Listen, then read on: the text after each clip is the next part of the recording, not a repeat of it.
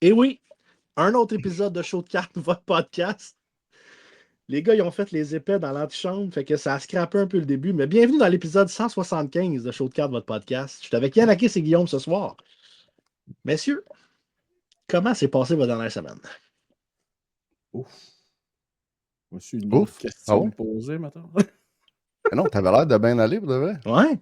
Ouais, je me sens un peu comme un char de NASCAR à Talladega, tu sais, qui suit les autres juste pour sauver du fuel parce qu'il n'a plus, là, tu sais, l'aspiration. Tu sais, quand tu suis une vanne sur l'autoroute, là, c'est ça. C'est ça. Fait que t'es comme sur le pilote automatique, c'est un peu ça? J'ai l'impression. Tu le passé, comme je t'ai compté jeudi soir passé, Guillaume, écoute, on a jasé. La belle semaine. Ben oui, 3/4 d'heure au téléphone avant que j'aille souper. Écoute, tu sais, quand tu as l'impression que toute la semaine, tu te bats contre Nicolas Deslauriers et Mathieu Olivier en même temps, ça fait que tu as mal à la face en sacrament à la fin. Là, les Tylenol sont pas fournis, maintenant. Effectivement. Mais t'es là, Oh oui, fidèle au combat. Oh oui, on est à 100. Je pense que c'est 107 jours de Noël aujourd'hui. Hey, merci. Et point. Ouais, mais toi, t'es déjà rendu. Dis pas ça à ma femme, si les décorations vont déjà être sorties demain. Trop tard! Ah, sac. Toi, Guillermo? Ben ça va super bien, les boys, à part le bas du dos. Puis c'est d'ailleurs pourquoi je ne ferai pas le show au complet avec vous autres aujourd'hui, parce que là, je suis quand même bien. Là. Je suis assis, je suis dans ma chaise, ça va popper, mais j'ai le bas du dos barré bien raide. Fait que ça se peut que je reste là à vous écouter, mais je ne serai plus dans le show. Ou je vais aller m'allonger sur le divan en arrière, de quoi de genre, là, mais je sais pas. Mais non, faux move. Saison de deck qui a recommencé dimanche, puis je sais pas ce que j'ai fait, pourtant j'ai bien joué. J'étais bien fier de ma performance. Puis quand je suis arrivé chez nous, je passais le reste de la journée en dessous d'une douche chaude, puis allongé. Ça part bien. J'ai tout donné. En tout cas, le monde ne peut pas dire que j'ai pas tout donné. J'ai tout donné tellement que je ne serai pas là pour le reste de la saison. Parlant de saison de deck, les gars, quelle première semaine dans la NFL? Mes sympathies à celui qui a betté 200 000 sur les Ravens et à 4 minutes de la fin et qui l'a perdu. Mes sympathies. Greg, ça? Eh boy! Pour vrai, j'ai même pas osé le texter après. Non, même pas. Il se fait cochonner en ondes à tous les intervenants qui viennent de son show, tu sais. Mais il y a plusieurs parties qui ont fini, ils ont switché de bord à fin, sur le dernier jeu ou sur un botté. Ça a été une semaine un peu comme ça. Là. Moi, j'avais une mise qui roulait, puis il fallait que je l'aille, puis les Bills, justement, qui ont gagné, qui a fait que à 41-40, qui est quand même... j'étais content le lendemain matin quand je me suis réveillé puis j'ai vu le score. Ça a fait que ma mise a rentré, mais non, belle semaine. Personnellement, c'est la semaine que j'ai écouté le plus de football de ma vie entière. C'est beau, ça. Donc, je sais pas si c'est de quoi qui va se poursuivre pendant toute la saison, mais ouais, bien content. Ben, on est toujours à dire que c'est court la saison de football. Ouais, mais dans le milieu, c'est comme un peu long. C'est ça, tu es rendu genre semaine 10, semaine 11, t'es comme... sans les games ont peu la même signification. Tu sais qui est mort, tu sais qui est encore en vie. Moi, j'ai pas écouté énormément de football ce week-end, messieurs. J'étais me coucher hier à la demi entre les Vikings et les Bears. J'ai dit, les Bears vont faire de quoi? Quand je me suis levé un matin, je dit, ah! Regardons, les Bears ont fait la même chose que moi, ils ont été se coucher. Ouais, JJ McCarthy est revenu en forme en deuxième demi. Ça a été assez spectaculaire à voir aller. Ouais. Et Caleb, c'est ça. Caleb. Caleb, j'ai hâte de voir son marché dans les prochaines semaines à notre cher Caleb. Et écoute, tu parles de marché, c'est drôle, Mike, il faut vraiment que j'en parle. Il y a quelqu'un aujourd'hui qui a fait, qui m'a offert des cartes via 2 succursales différentes. Puis il y avait une très grosse carte d'Anthony Richardson dans Flawless. Oh boy. Il ne comprenait pas pourquoi je n'étais pas acheteur. Je te remercie.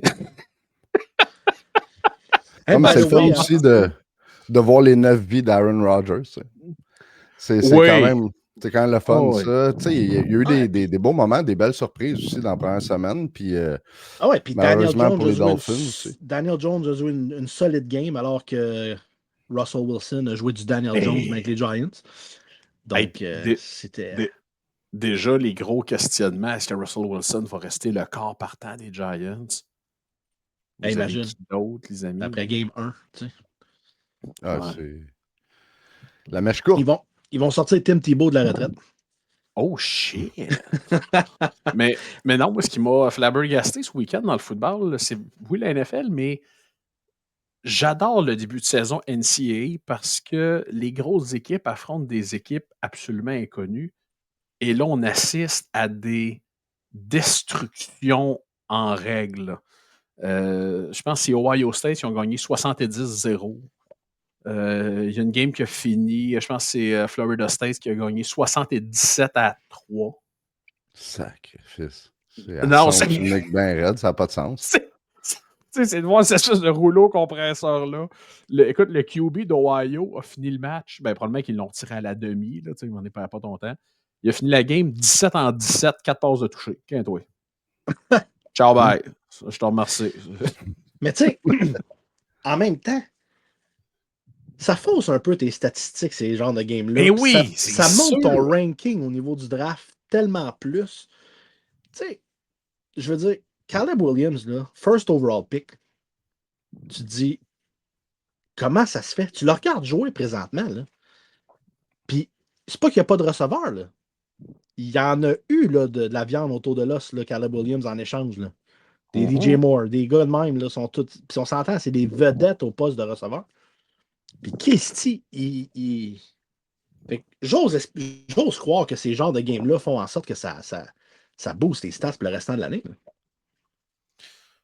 Oui, je sais pas si lui, ça va le booster. Euh,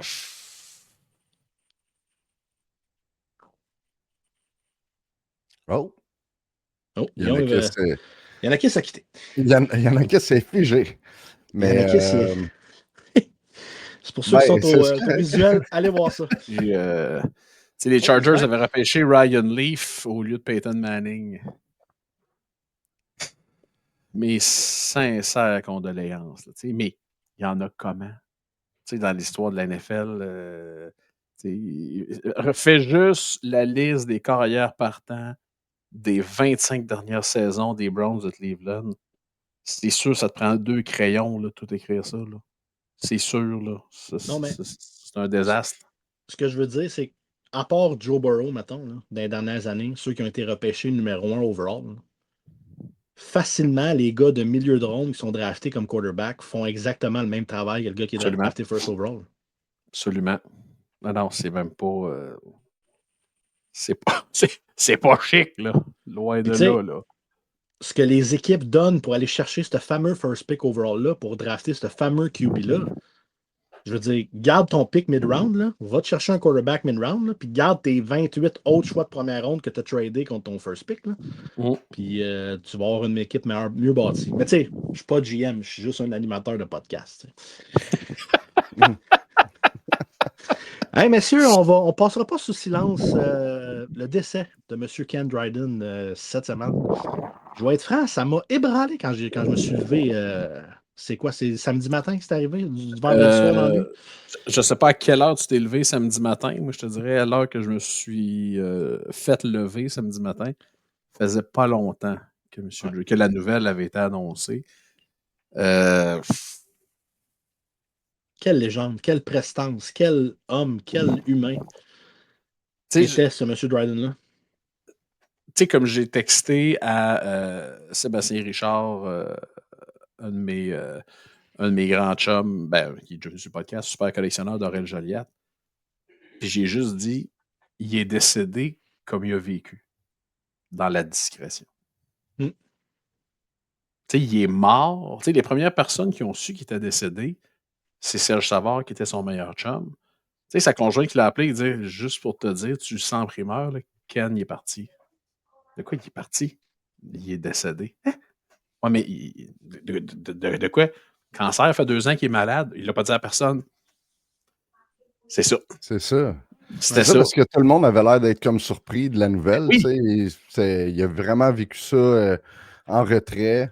Il n'en a pas parlé à personne. Puis tu as raison de le dire. C'est comme un peu sa carrière. Puis tu sais, je voulais relater, là, on en a entendu des statistiques un peu partout, là, mais tu sais, quand même, là, pour le bien de l'épisode, là, tu sais, il y a un fait intéressant. Là. Savez-vous par qui a été drafté, Ken Dryden?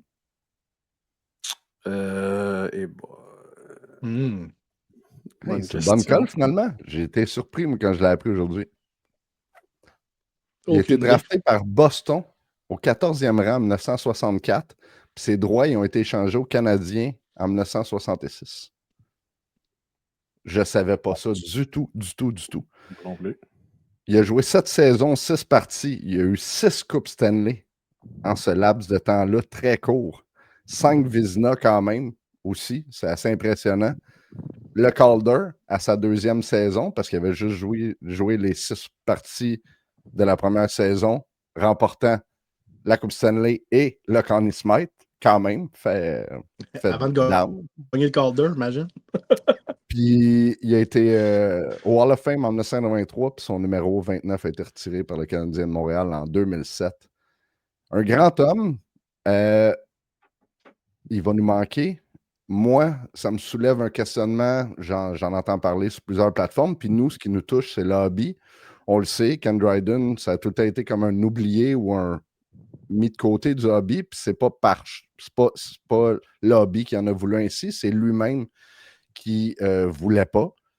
Maintenant que Ken Dryden est décédé, est-ce que ça l'ouvre une porte peut-être éventuellement à ce que sa succession l'incorpore pour l'honorer, justement, parce que c'est un bel honneur de faire partie, ta legacy fait partie de 7 de le monde peut te collectionner, le monde peut t'avoir. C'est une partie de toi, c'est une partie d'histoire quand même. Moi, ça m'ouvre ce questionnement-là depuis que j'ai appris son décès. C'est parce que, comme je dis, ça nous touche vu qu'on est dans le hobby. Peut-être qu'on va voir éventuellement de quoi de fait en ce sens-là, parce que c'est dommage. Ça, c'est une partie qui est dommage. Puis on n'est pas là pour dire des affaires plates, mais c'est une partie qui est quand même dommage, qui va peut-être être réglée éventuellement. Qui sait? Mais je sais pas, je suis pas certain de ça, parce qu'il était tellement à cheval sur son principe de le monde ne feront pas d'argent sur moi que, ben, en tout cas, je veux dire, il est avocat, le gars. Vraiment. Non, c'était pas ça, mais tu sais, le gars, il est avocat, il sait un peu ce qu'il fait. Il avait son comme. C'était comme sur sa propre association des joueurs, c'était lui. Là, un peu comme Barry Bonds a fait avec la MLB, mais il était tellement à cheval sur ce principe-là que je ne sais pas si la succession va faire la même chose. Mais, tu sais, moi, je comprenais ses principes, mais je me disais, à un moment donné, excusez l'expression, c'est un petit peu se crisser de tes fans. Tu sais, puis moi, j'en avais, puis j'en ai encore des messieurs qui venaient au magasin, là, puis qui viennent au magasin. Hey, y a-tu de quoi de nouveau sur Dryden? Non. Non. Tu sais, moi, j'avais été surpris de le voir dans la série du centenaire du Canadien. Mais en même temps, quand il signait, il prenait quand même le temps de marquer le nom de la personne à qui il signait avec un mot. De là à se crisser de ses fans, je suis pas sûr. Non, mais c'est un move voulu, par exemple, parce qu'en faisant pour vendre son autographe. Mais oui, exact. Mais c'est ça, je veux dire, qu'il était à cheval sur ses principes. T'sais. Mais tu sais, son principe principal, là, pourquoi il ne voulait pas s'associer aux compagnies de cartes, tout ça, là, puis corrige-moi, je n'ai pas raison, Yanakis ou Mike, mais de ce que j'ai su, c'est qu'il ne voulait pas être nécessairement associé à cette période-là de sa vie. On l'a dit, là, les stats, là, ça a été très court comme période dans sa vie. Puis il ne voulait pas être il voulait pas être que le monde c'est ça, que ça a été juste ça, tu sais. Pourtant, il a écrit un livre, un des livres les plus iconiques de l'histoire du hockey, en fait, de Game, qui est tout le monde en parle de ce livre-là. Avec tous les trophées, tout ce qu'il a gagné, tout ce qu'il a fait, la série 1972, on peut en dire beaucoup là, dans ce laps de temps-là, que tu as raison, Yanakis, à un moment donné, tu dois quand même quelque chose à tes fans. Puis ça a été une belle manière. C'est pour ça, des fois, là, quand il arrive des malencontreux événements comme ça, la suite d'un décès, des fois, la succession corrige certaines petites choses ou remettre dans bonne voie certaines autres. Ça peut en être une. Ça peut en être. Regarde, j'ai pas le choix d'en parler, OK? 2 minutes, là, moi, c'est un monsieur que j'ai au magasin, monsieur Denis Matt. Lui, c'est pas un fan du Canadien. Oui, c'est un fan du Canadien, mais son sous-sol, c'est pas le Canadien. C'est Ken Dryden. Que Ken Dryden. Si dans un magazine 7 jours en 83, il y a une photo de Ken Dryden à la page 37, il l'a dans sa collection. Ah ouais. Et là, 2 ans, il y avait une espèce de célébration c'est-tu là 2 ans? Une espèce de célébration de Team Canada 72. Ça s'était passé au Château Frontenac à Québec. Guy Lapointe était là, Serge Savard, Ken Dryden était là. Et là, je me souviens, il m'avait dit ça, là, j'ai acheté des billets. J'ai acheté 2 billets, puis c'était assez cher, merci. Puis là, ben, il dit, je vais rencontrer Ken Dryden pour la première fois. Moi, il dit, ça fait 50 ans que c'est mon idole. Puis là, je me suis encore, j'étais là, mais je me disais, mon Dieu, faites qu'il soit de bonne humeur ce jour-là. Et faites que tu sais, toute l'aura que cet homme-là a, Mm-hmm. tu sais, représente pour M. Denis, tu sais, Ken soit en forme ce jour-là. Et honnêtement, cette personne-là pouvait venir sur le show nous raconter son expérience avec Ken Dryden. Il m'avait raconté qu'il avait juste gelé au début. Puis là, je me suis avancé, j'y ai serré la main, puis j'ai dit, M. Dryden, il dit, ça fait plus de 50 ans que j'attends ce moment-là. Puis Ken Dryden, il a juste répondu, vous êtes très patient, monsieur. Là, on s'est assis, puis on s'est mis à jaser. Puis là, j'ai compté des histoires. Il dit que lui-même ne se souvenait pas. Puis là, j'ai raconté des choses, il était comme, ah ouais, êtes sûr de ça? Il dit, je suis pas sûr, je suis bien sûr. Et à la fin, il avait amené plusieurs articles à faire autographier. Et là, à un moment donné, Ken Dryden, il dit, ça fait plusieurs autographes que je vous signe. Ouais. Il dit, ça fait 50 ans que j'attends cette soirée-là. Ouais, il dit, vous le méritez. Là, il m'avait raconté tout ce qu'il avait fait autographier. Tu sais, puis c'est niaiseux. C'est la première personne à qui j'ai pensé samedi matin quand je me suis levé, j'ai vu ça. Et mon Dieu, j'ai dit, je connais quelqu'un qui va passer une triste journée. Tu sais, des fois, les gens disent, oh oui, mais là, c'est ton idole, mais tu le connais pas. Non, je le connais pas, là. Mais il a passé une bonne partie j'ai passé une bonne partie de ma vie avec lui, là. Mm-hmm. Fait que je me disais, oh boy, c'est. Tu sais, puis on s'entend, reste qu'à un moment donné, rendu à un certain âge, je dis, on rajeunit pas, là. Tu sais, Ken n'était pas la dernière fleur du printemps non plus, mais ça a surpris tout le monde. Et j'ai hâte de voir aussi ce que le Canadien va faire. Est-ce que la famille va vouloir que le Canadien l'honore? Ah, mais ça. Il va avoir un 29 en quelque part. Ah, oui. Mais si la famille ne veut pas. Honnêtement, le 29, là, moi, je le mettrais en arrière des 2 filets pour le restant de la saison. Ouais, peinture en arrière du net. Ouais. Merci, bonsoir. Je suis d'accord. Tu as bien raison, Mike. C'est une bonne idée, ça. C'est vrai. C'est sa place. C'est sa maison. C'est son crease. Tu mets ça en arrière du net. Non. Ça reste, pas besoin de mettre ça sur le chandail. Tu mets ça vraiment là, où est-ce que ce soit visible pour tout le monde. Ouais. Donc, mes sympathies à la famille. Absolument. J'ai vraiment hâte de voir ce que le Canadien va faire aussi. Pour vrai, ça va être émotif. Ouais. Puis sympathie à tous les fans. Allez lire l'article de Richard Martineau cette semaine qui parle de Ken Dryden puis qui dit, il disait oui, j'aurais aimé ça être capable de vivre comme Ken Dryden, d'être cool comme Ken Dryden. Tu sais, hier, ça n'existe pas, puis demain, c'est tantôt. Là, c'est là.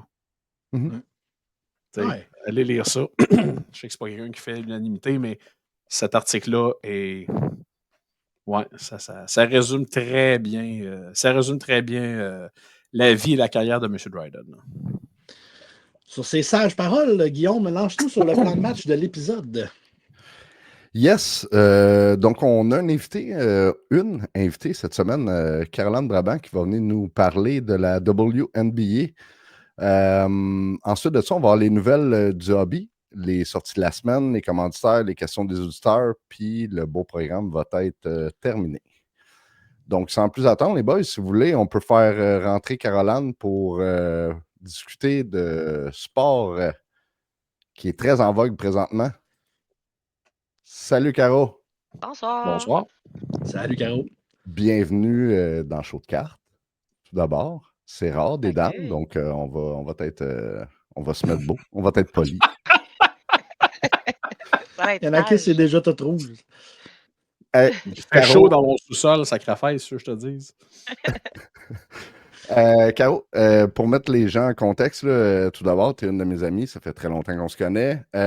Puis je voyais depuis un certain temps sur les réseaux sociaux, tout d'abord, ton amour incommensurable pour la F1, dans un premier temps, Sure. qui s'est transféré, je pense, en WNBA éventuellement. Puis, tu sais, on se le cachera pas, là, tu poses beaucoup, là, tu sais, on peut te suivre. Là. Si on est sur les réseaux sociaux, Oui. puis on a Caroline Brabant, on voit un peu là, que ton amour pour le sport. Mais tu n'es aucunement dans les cartes. Puis nous, c'est un sport, c'est un podcast de cartes. Fait qu'on va avoir le penchant des cartes qui va venir de Mike, qui va nous faire un état du marché versus ce qu'on va discuter. Mais pour commencer, là, j'aimerais ça que tu me dises là, c'est comment tu as commencé à suivre ça, parce qu'on se connaît, comme je dis, ça fait plusieurs années, puis il me semble que oui, tu suivais le hockey, mais sans plus. Mais là, c'est tout autre chose. Là. Oui, tout à fait. Ben, en fait, ça a parti, c'est un peu étrange, là, ça a parti des réseaux sociaux. Je me suis mis à voir, moi, j'étais un peu intéressée par le rugby féminin. Puis, je regardais des vidéos, puis j'étais intéressée par les différentes équipes. Puis là, à un moment donné, j'ai vu une vidéo de Caitlin Clark et de ses exploits. Puis là, j'ai fait aïe, aïe, OK, là, c'est la première fois que j'entends parler d'une athlète dans la WNBA comme ça. Tu sais, habituellement, on entend parler de la NBA, oui, mais des noms d'athlètes féminines, on n'en voit pas tant. Puis celle-là, ben, je suis comme aïe, aïe, on en entend parler partout. Ah, Puis ça a vraiment. vraiment piqué ma curiosité. Ça, puis sa rivalité avec Angel Reese, que je trouvais vraiment intéressante. Puis c'est ça, j'ai vraiment eu la piqûre, là. Ça a parti de là. Puis le piqueur au point d'écouter comme toutes les parties. Ouais. Ben, au début, je regardais plus tu sais, des vidéos YouTube des exploits de différents athlètes. Puis là, à un moment donné, je disais: «Hey, je pense que j'aimerais ça, regarder les matchs, tu sais, plus quotidiennement, hein.» Puis là, j'ai fait des petites recherches, je trouvais ça compliqué un peu. J'étais comme: «Où est-ce qu'on peut regarder ça?» Ça passe sur, tout plein de postes de sport, mais puis finalement, ben, j'ai pris la League Pass et voilà, je regarde, tous les matchs. Donc là, c'est plus juste Fever, c'est tout le monde. Fait que c'était ça. Puis, OK. tu sais, je veux dire, nous, on en entend dans le hobby, on en entend parler principalement depuis, je dirais, un bon 3 ans. À l'arrivée Quand même! Ouais, à l'arrivée de Caitlin Clark, quand elle est rentrée, ça a comme un peu changé le hobby. Puis quand elle est rentrée, il n'y avait pas tout de suite ses cartes recrues qui sortaient. Donc, ça a laissé un laps de temps voir ses performances. Puis après ça, ses cartes qui ont été hypées vraiment gros par ses performances, justement. Ouais, Puis on a vu des ventes là, incroyables. On s'en parlait, là, moi, il y a 2 ouais, semaines. Puis je te donnais des montants, des cartes. Tu sais, c'est ça aurait été, phénoménal, là. ouais, ça aurait été C'est impensable, là, pas si lointain que ça. exact. Puis là, il y a les séries qui s'en viennent. Ouais. Puis nous, ce qu'on aimerait faire avec toi, c'est un peu, si tu es capable de faire un portrait pour les séries, quelle équipe suivre, tu sais, quelqu'un qui voudrait rentrer dans le hobby du côté de la WNBA, puis qui voudrait peut-être des fois aller chercher une perle rare ou quelque chose comme ça, ou miser sur une équipe en question ou quoi que ce soit, mais j'aimerais savoir ton take Les, là-dessus. les joueurs à surveiller aussi, parce que chaque joueuse a une carte recrue probablement dans Panini, puis on va en parler un petit peu plus tard dans le segment, parce que je vais faire un décompte de certaines choses, puis tu vas me dire si ça peut fitter un peu avec les vedettes de la WNBA. Mais OK. oui, je veux entendre les joueurs aussi qui sont intéressantes pour les équipes, parce que Oui, quelqu'un qui va écouter le podcast, oui, il va vouloir écouter la WNBA, mais il va vouloir aussi peut-être investir dans certaines cartes de certaines joueuses. tout à fait. Ben, au niveau des équipes, j évidemment, elles sont toutes intéressantes, là, mais une équipe que je trouve vraiment le fun cette année, qui a comme surpris tout le monde, c'est les Valkyries, c'est une nouvelle équipe de Golden State. Puis, c'est une équipe qui a vraiment des joueurs avec une belle chimie, qui a beaucoup de tireuses de 3 points assez expertes, là. Fait que ça, c'est intéressant. C'est souvent ce qu'on veut voir, du Ouais. spectacle puis des tirs de loin. On a Janelle Salon, qui est vraiment une joueuse à surveiller, je vous dirais, dans cette équipe-là. Il y en a plusieurs, en fait. Là. Il y en avait une aussi que je pense qui est peut-être la candidate pour la joueuse qui s'est le plus améliorée dans l'année. C'est Veronica Burton, qui est aussi dans cette équipe-là.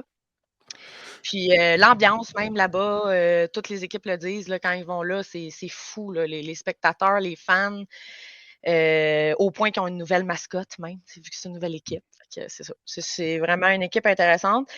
Les Lynx de Minnesota, qui sont l'équipe au top, qui ont battu un record de victoires cette année. De la Donc, Ligue, de ever. la Ligue, oui, qui sont rendus avec, là, en ce moment, si je ne me trompe pas, 33 ou 34 victoires sur une quarantaine de parties. Là. Fait qu'on est vraiment, oui, je OK. ne Ils voudrais sont pas être la dominants. première équipe à les affronter. J'aurais un petit peu la chienne, si vous me permettez l'expression. Oui, oui. Sinon, il y a les Mercury Phoenix aussi, qui a beaucoup de vétérantes, mais qui a aussi des rookies ou presque, disons, qui ont comme 2 ans dans le chapeau, là, puis qui sont, je trouve, vraiment exceptionnels. Là. C'est des matchs, ça joue fort, ça joue physique, c'est vraiment intéressant à regarder ces matchs-là. Puis je trouve que c'est ça qu'il y a beaucoup de joueurs qui ressortent cette année de celle-là. Puis, enfin, il y a aussi les Aces, avec un S, de Las Vegas, qui viennent d'avoir, si je ne me trompe pas, leur 11e victoire de suite. Un Donc, crime. quand même, ils sont vraiment sur une belle Oh, lancée. ils rentrent dans une série gonflable. Vraiment, vraiment, là. Puis, selon les points, et ben, selon moi, mais selon les points, ils ont la joueuse de la Ligue qui est Aja Wilson. Et je vous dirais que si j'avais à miser sur une joueuse, ce serait celle-ci. Ah C'est une oui. joueuse qui. Ah ouais, OK, attends une minute, beaucoup. là, c'est intéressant parce que, mettons, Ouais, nous, là, moi, je suis pas la WNBA, je sais pas vous, les boys, là, mais je suis ça, mais par toi, par les réseaux sociaux, peu ouais, importe. Tout ce qu'on voit, c'est des memes, plein d'affaires, là, mais on voit aussi des classique. scores, là, blague à Oh part. oui. Mais tout ce qu'on entend, principalement, c'est des performances d'Angel Reese, de Caitlin Clark, d'autres noms plus connus que tu pourrais me dire éventuellement, mais que je te dirais, oui, elle. Tu vois, je peux même pas Paige te le dire moi-même. Vickers. Oui. Mais ce nom-là que tu viens de dire là, moi, j'ai pas vu ça passer, je la connais pas. Je suis désolé pour les auditeurs si vous la connaissez, mais je la connais pas. Puis tu me dis c'est comme la meilleure joueuse selon toi de la Ligue. Est-ce que ses points reflètent ça? Est-ce que c'est Oui, la meneur de oui, la Ligue présentement? oui, OK. c'est la meneuse. Selon Card Ladder, vite, si je veux Oui. ramener le parallèle du hobby, selon Card Ladder, dans les 30 derniers jours, Aja Wilson est en hausse de 86,8%. Ça Alors que Caitlin Clark est en baisse de 32%. Elle est blessée. Ouais. C'est peut-être ça Ouais, qui. elle est blessée depuis juin. Donc, tu n'es pas surprise de voir que pas du Aja tout. Wilson est en hausse de comme 80. Puis c'est l'ensemble de ces cartes. Là. Je regarde la première carte que j'ai regardée, c'est une Select de base. Ensuite, tu as la Select Silver qui est en hausse de comme 72%. Donc, Quand même, là. Mais non, pas du tout. Puis justement, elle fait parler d'elle, là.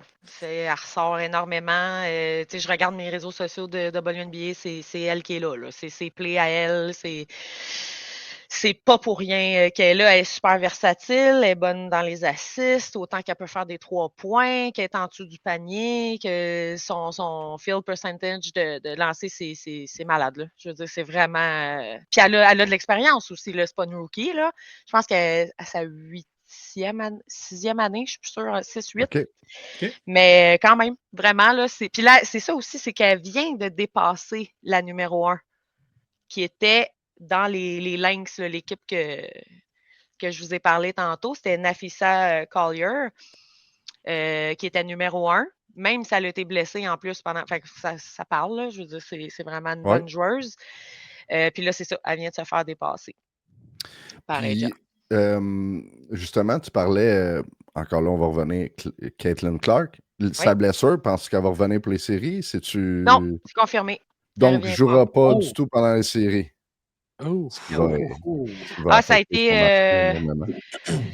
C'est dur pour l'équipe, c'est dur pour la ligue parce que c'est elle qui fait parler. Mais ce qui est assez exceptionnel avec cette joueuse-là, c'est que elle le sait tellement que c'est elle qui attire les gens qu'elle va au match. Je pense qu'il y a un match qu'elle a été blessée qui n'était pas là. Le reste, elle était là, elle était sur le banc, elle crie, elle saute, elle encourage, elle fait lever les gens. Fait elle le sait que sa présence est importante. Fait qu'au moins, son image est là. Mais oui, ça a vraiment donné un gros coup là, de ne pas voir Caitlin Clark jouer pour les playoffs. Là, c'est. Puis Ouais. l'autre qu'on entend parler souvent, comme je dis, Angel Reese, elle, son équipe rentre-tu dans les séries? C'est quoi ça a l'air? Non, puis là, c'est ça, je me suis fait un petit point pour vous en parler parce que dans les derniers jours, ça a quand même bougé. En fait, ce qui est arrivé, c'est que elle aussi qui a eu une blessure, donc, mais elle qui est revenue. Puis là, en conférence de presse, elle a mentionné que son équipe avait besoin de bonnes joueuses. Puis là, en ce moment, c'est pas ce qu'il y avait. Oh. Et tu sais, des cours de Je pense que c'est PR, jamais bon, ça, dans ce temps-là. c'est important. Ouais. C'est important. C'est là qu'on le voit. Je pense qu'elle s'est vraiment mis les pieds dans les plats ou dans la bouche, là, tout dépendant. Dans la bouche dans ce cas-ci, là, pour la conférence de Dans presse. les yeux. Ah, tout. Ça a vraiment pas bien été. Puis là, ben, ça a fait qu'elle a elle a été suspendue, dans le fond, une partie d'un match, le dernier que Chicago a eu contre Las Vegas. Et je vous dirais que l'ambiance était assez ordinaire, là. On le voyait, là, qu'il y avait une grosse distance entre les joueuses, évidemment. Là, tu parles contre tes joueuses, c'est sûr que c'est ordinaire. J'espère. Et là, tu parles pas, t'es prêt, Mm. t'es Et swing là, dans l'autobus une après l'autre. et Tu tiens c'était, ta belle, tiens-toi. my God, on aurait pu toucher le malaise, là, c'était terrible. Mais J'aime ça, là, en que tu plus, malaises de même. elle, je suis pas sûre, par exemple, parce que là, elle a fait une demande pour être transférée d'équipe et aucune équipe depuis 5 jours a manifesté son T'es-tu intérêt. sérieuse? Donc, Ouf. son marché est en train de réagir à ça, messieurs, parce que le Ah, 28 août, sa Prism Silver Raw Rookie se vendait aux alentours de 20,16 $, ce qui est quand même très bien pour une Mhm. Prism Silver. Et depuis les commentaires, la dernière vendue était à 3,25 $. Eh! Hey, quel drop! Le 6 septembre. Wow! Donc, on parle de 9 jours plus tard. c'est ça. Oh. Ah, Donc, on mon, parle d'une je drop de savais. près de Hmm. 137%. Ah, Seigneur. Mais c'est ça, c'est. Ah.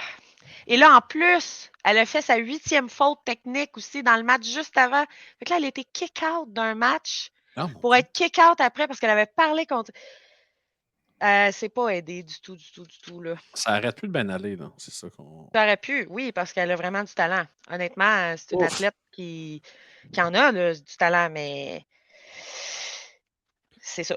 Puis là, Caro, Oui, justement, on a un auditeur, Guillaume Pfeiffer, qui nous demande question pour l'invité. Que pense-t-elle de Marine Johannes? oui, Je, Marine je prononce Johannes. bien? Oui. Est-elle dans les 3 têtes d'affiche, les 3 têtes de sa franchise, un potentiel? C'est quoi tu peux nous dire là-dessus pour Guillaume Pfeiffer? Oui, c'est super intéressant comme question. C'est une joueuse vraiment, je m'étais écrit créative parce que je trouve que c'est une joueuse qui est capable de créer des beaux jeux. Dès qu'elle a le ballon en main, elle invente des choses assez exceptionnelles. Là, elle réussit à bien assister ses coéquipières.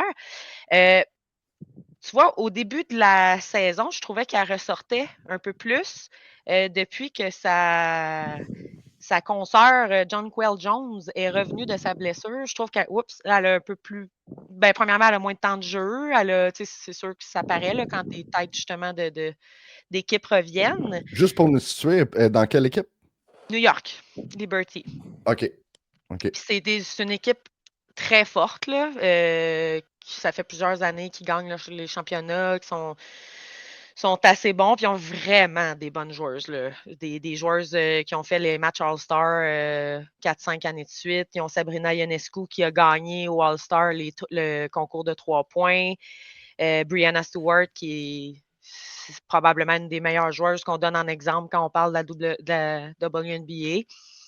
Donc, je pense qu'elle est une des meilleurs de son équipe, mais parmi les meilleurs. C'est ça qui arrive. C'est que là, elle ne ressort pas tant du lot à cause des noms que je viens de vous nommer, dans le fond. OK. Mais oui, c'est une très bonne joueuse. Puis d'ailleurs, il y a beaucoup de fans qui étaient très déçus de ne pas la voir au match de All-Star parce que c'est une de celles qui fait le plus de 3 points. Puis elle n'a pas été sélectionnée pour faire ça. Ça a fait jaser quand même beaucoup là, OK. parmi les fans. Ouais. Puis, toutes les équipes que tu nous as parlé depuis le début, c'est toutes des équipes qui, si je ne me trompe pas, vont faire partie des séries. Oui. Mais est-ce qu'il y a des déceptions cette année dans WNBA? Des équipes qu'on s'attendait qui allaient faire les séries? À part Angel Reese, mettons. Ouais. Ben, Angel Reese, ce qui arrive, c'est qu'elle a pas si tard que ça dans ce qu'elle dit. C'est juste qu'elle le dit pas comme il faut. Ouais. Toujours un moyen d'envoyer tes coéquipières en dessous du boss. Là, Tu sais, on peut dire, on a besoin, tu sais, on aurait besoin d'une joueuse qui va venir nous connecter. Elle aurait pu dire ça de toutes sortes de façons, mais c'est pas comme ça qu'elle le fait. Puis je pense, elle s'est excusée d'ailleurs, là. Mais Chicago, non, c'était presque sûr là, qu'ils ne faisaient pas les playoffs. Connecticut non plus. Je vous dirais la plus grosse déception, c'est les Wings de Dallas parce qu'il y a Paige. Et Paige Beckers, ben, tout le monde veut l'avoir joué parce que c'est la Rookie of the Year, selon moi. Là. C'est vraiment hot take. c'est vraiment notre futur superstar. Là. C'est, ouais. Plus que Caitlin Clark? Je dirais autant. En tout cas, éventuellement. Présentement, elle fait beaucoup parler d'elle. C'est une des seules rookies qui a atteint 40 points cette année dans une partie. 40 points, c'est énorme. Fait que c'est ça. Moi, je pense que elle va être à surveiller, vraiment. Juste pour faire un petit parallèle vite avec Paige Beckers. Yes. Dans la dernière année, elle a eu 4500 ventes complétées. C'est l'équivalent de plusieurs grosses vedettes de la NBA. En termes de ventes et de marché sur eBay qui sont connus. Caroline, j'ai une question pour toi. Est-ce que tu es surprise si je te dis que 90% de l'argent investi par des collectionneurs sur les joueurs de la WNBA sont répartis entre 3 joueuses? Paige Beckers, Angel Reese, Caitlin Clark. Non, je ne suis pas surprise. Vraiment, 90% de l'argent investi dans la WNBA, c'est sur ces 3 joueuses-là. Puis on s'entend, là, Paige Beckers, à part, si je ne me trompe pas, une Panini Instant, il n'y a rien encore dans la WNBA. C'est tout du collège, tout de l'université. Donc, si on suit la tendance du marché, là, je pense que quand ces cartes de WNBA vont sortir, elle va avoir un plus gros boom que Caitlin Clark. C'est pour ça que je te dis. Je disais autant, mais tu vois, je pense que tu n'as peut-être pas tort là-dessus. Vraiment. Mais là, excuse mon ignorance. Là, la blessure de Caitlin Clark, ça peut-tu être genre career threatening ou. On pensait, oui, que ça l'était. Surtout que, tu sais, blessé à l'aine, là, quand tu joues au basket, là, c'est pas top. Ouais. Là, en fait, ce qui est arrivé aussi, c'est qu'elle est revenue pendant 2-3 matchs. On pensait que tout allait bien. Puis finalement, elle s'est reblessée. Elle s'est fait mal à nouveau. Puis elle s'est même fait mal à l'autre côté, à l'autre end, quand ça va bien. Ouais, c'est ça. Pour être égal. Ouais, oui, c'est ça. Mais, ben, j'ose espérer que non. Avec une joueuse aussi exceptionnelle que Caitlin Clark, je veux dire.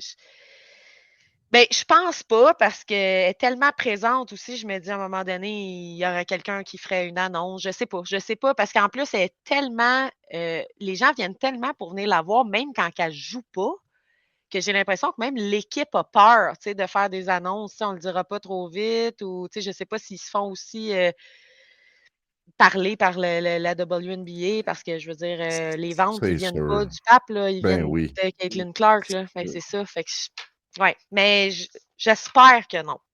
Vraiment. Okay.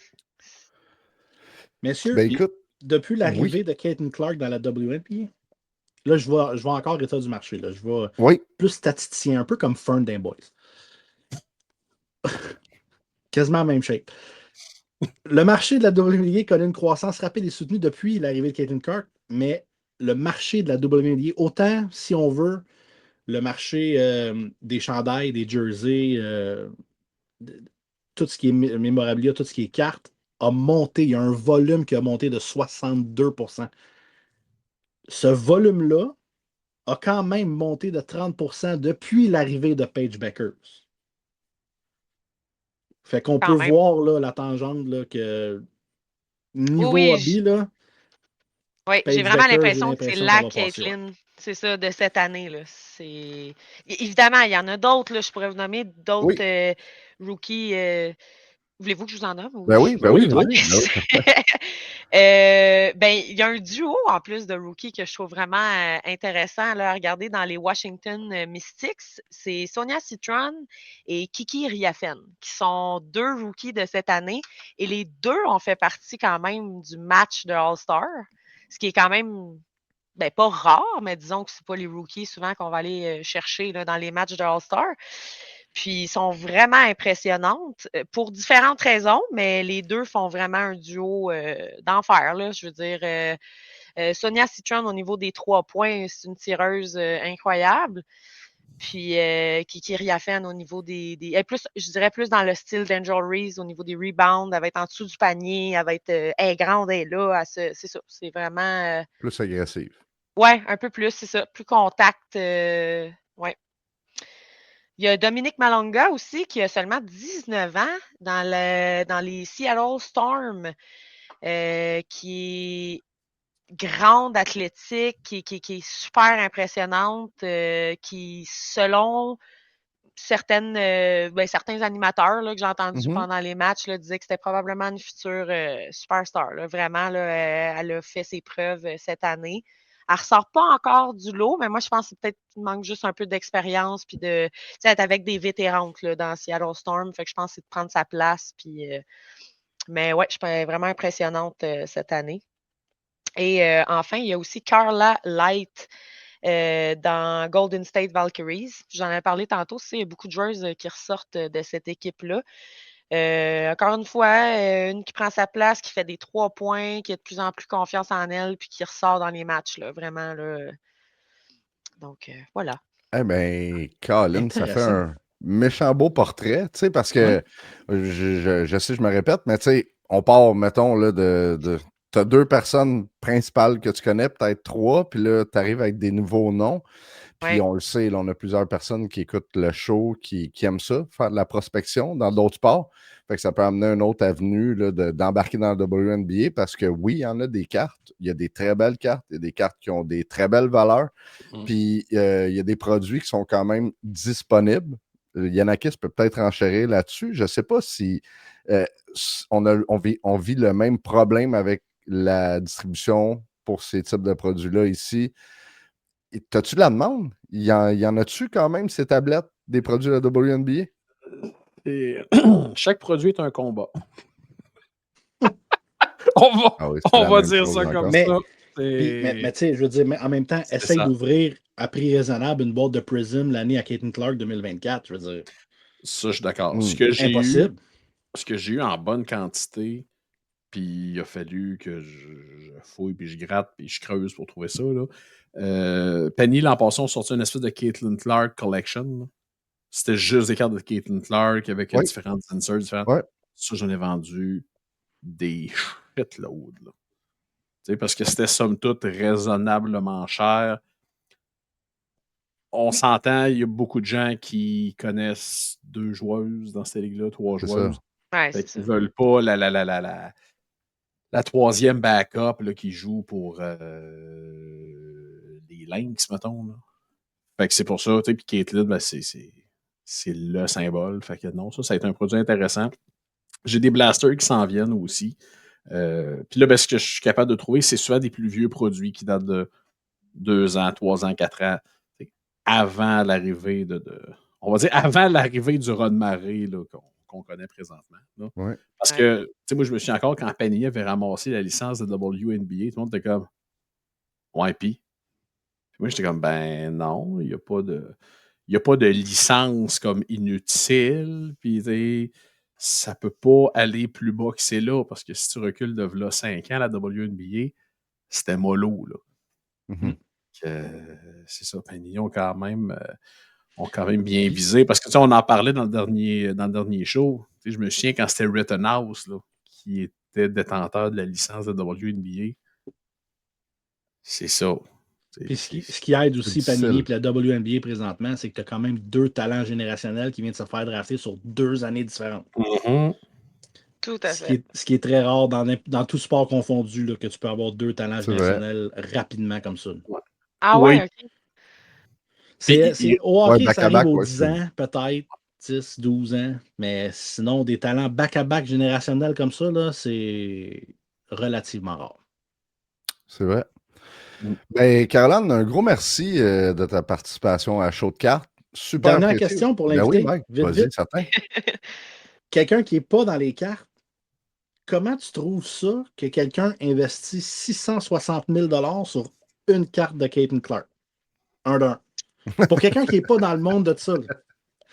Ben, je me Le dis, j'ai mot, pas c'est choisi le absurde. bon métier, probablement.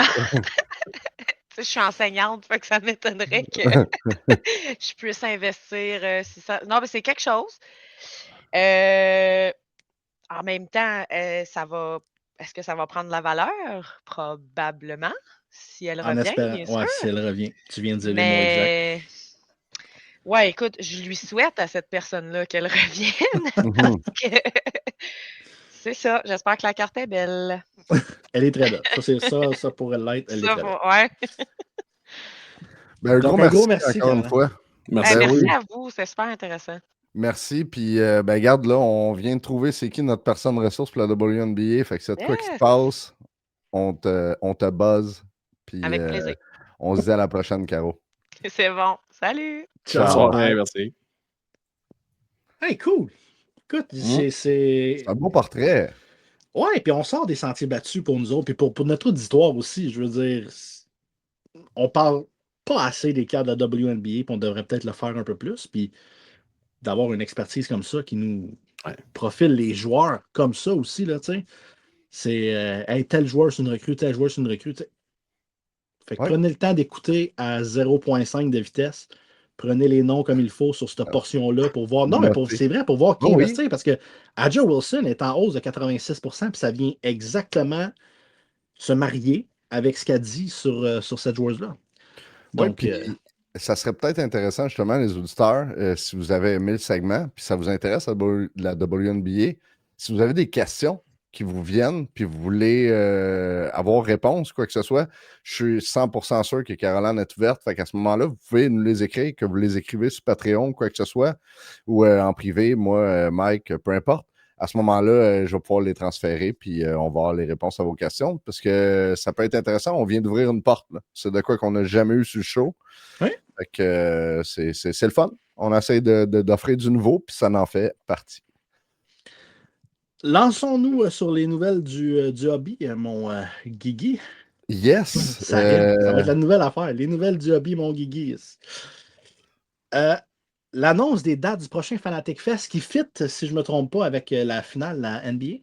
Oui, il y a eu comme des dates qui ont leak. Je ne sais pas si c'est à 100% sûr parce qu'au début, quand la nouvelle elle avait sorti, c'était des dates tentatives, là, mais il disait que ça allait être du 16 au 19 juillet 2026, comme tu dis, direct pendant le FIFA World Cup qui va se tenir Oui, en c'est vrai, Amérique j'ai du dit Nord. finale de la NBA, mais non, c'est Non, excuse-moi, la je n'avais World pas Cup. compris. Effectivement, c'est mon erreur. Ouais.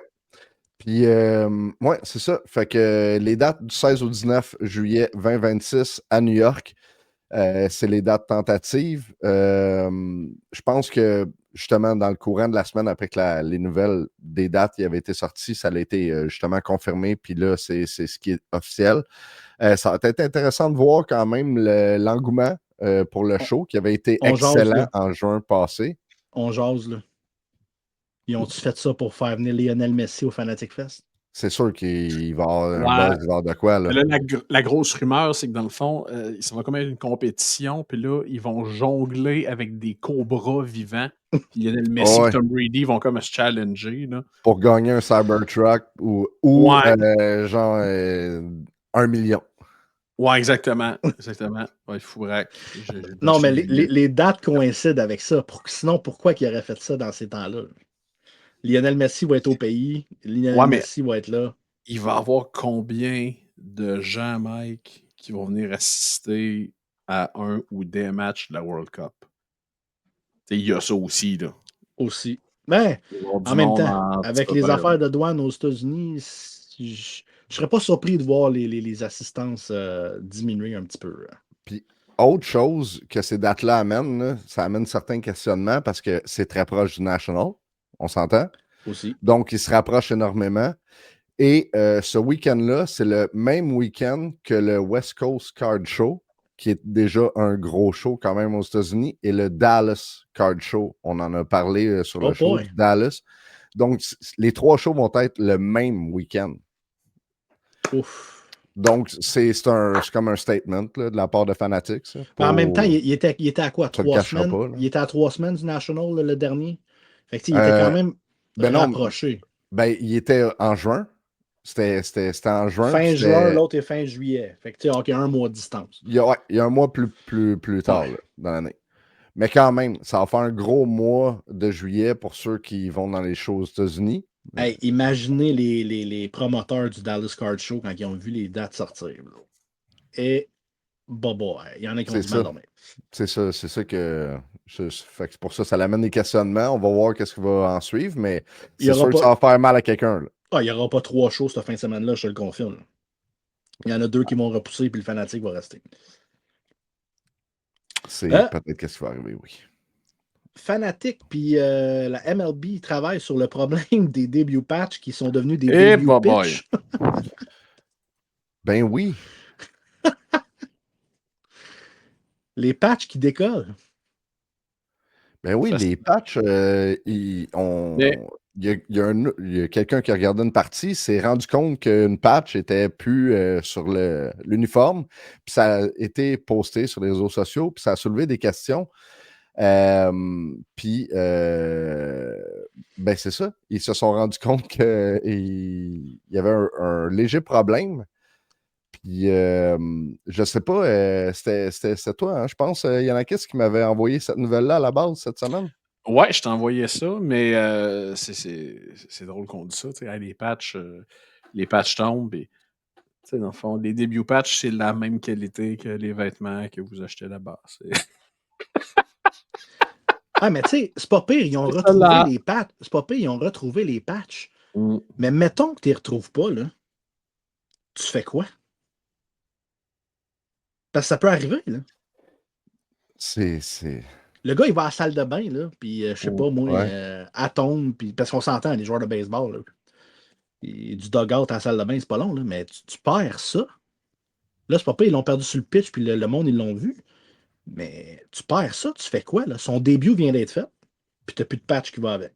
Parce que dans le fond, là, pour faire la distinction avec les autres patchs qu'il y a sur son jersey, sont toutes brodées, tandis que celle-là est comme collée sur le genre jersey. collé, pressé, étampé. Pour que, après tant de manches, ils l'enlèvent, puis là, ils prennent le contrôle Fanatics. Mais là, c'est ça. Elle avait été perdue. Puis, semblerait que c'est pas le seul à qui arrive une histoire comme ça, mais ça a comme tombé entre deux chaises pour d'autres, là. Mais ça va être à suivre parce que c'est une maudite belle idée. On l'a vu en fin de semaine avec le football. Il y avait le même genre de patch sur des uniformes de football. Les premiers. J'espère qu'ils ne sont pas collés au football. Et Chris, parce que tu vas être perdre vite, ça va pas long. À force de faire passer dessus par un truck, à un moment donné. Mais peut-être qu'ils vont revoir leur manière de fonctionner, mais j'avoue Ils ont été commandés sur Temu. Assez cocasse. Non, quand j'ai vu cette nouvelle-là, je me suis souvenu. Ah oui, j'ai dit, c'est vrai. J'ai dit. Je me suis souvenu que Michael Rubin avait dit que le debut patch était la plus grande innovation de toute l'histoire de la carte de sport. Puis là, j'ai revomi dans ma bouche un petit peu. Je suis là, bien sûr. Et bah ouais. bon. Yanakis, c'est une fausse patch vendue pour des Ah! gros sous. Éditorial. Oui, donc.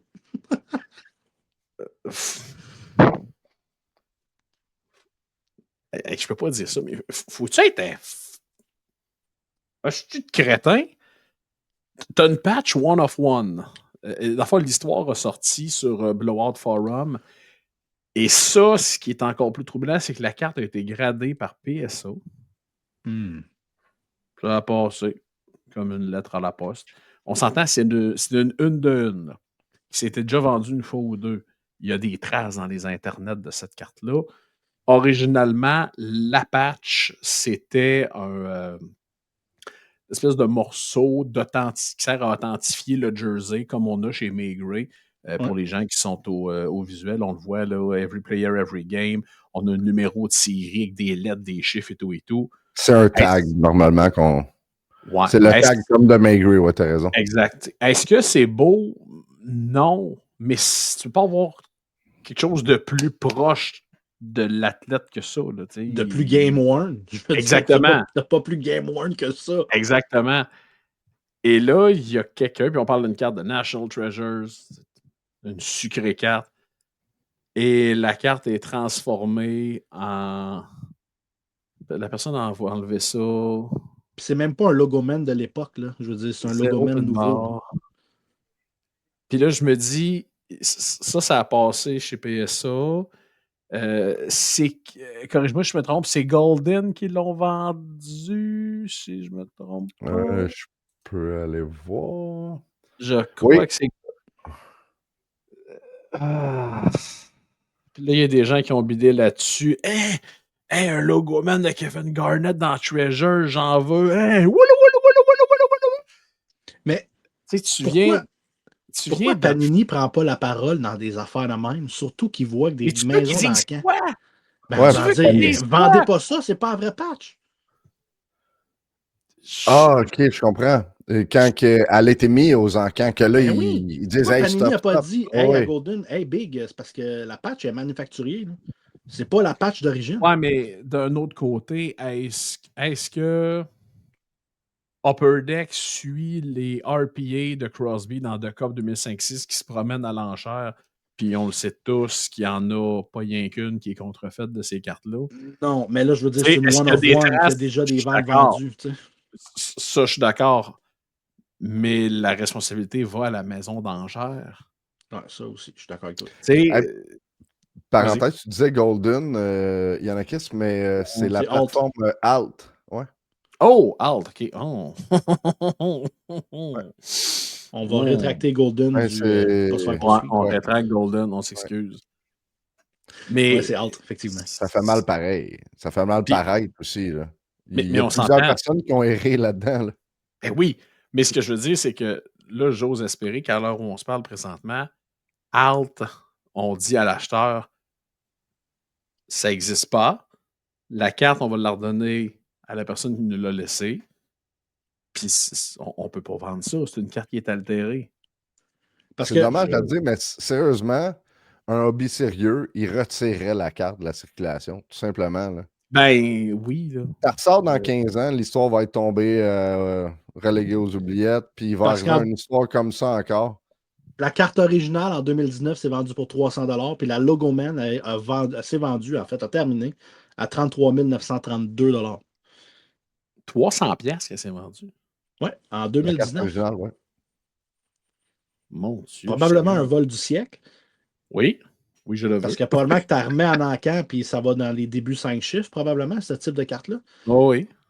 Mais là, c'est quand même 33 932. Fait que, celui qui a bidé, il vient d'avoir un papier flyer de la compagnie en disant Big, on s'excuse. Puis. Ben, j'espère.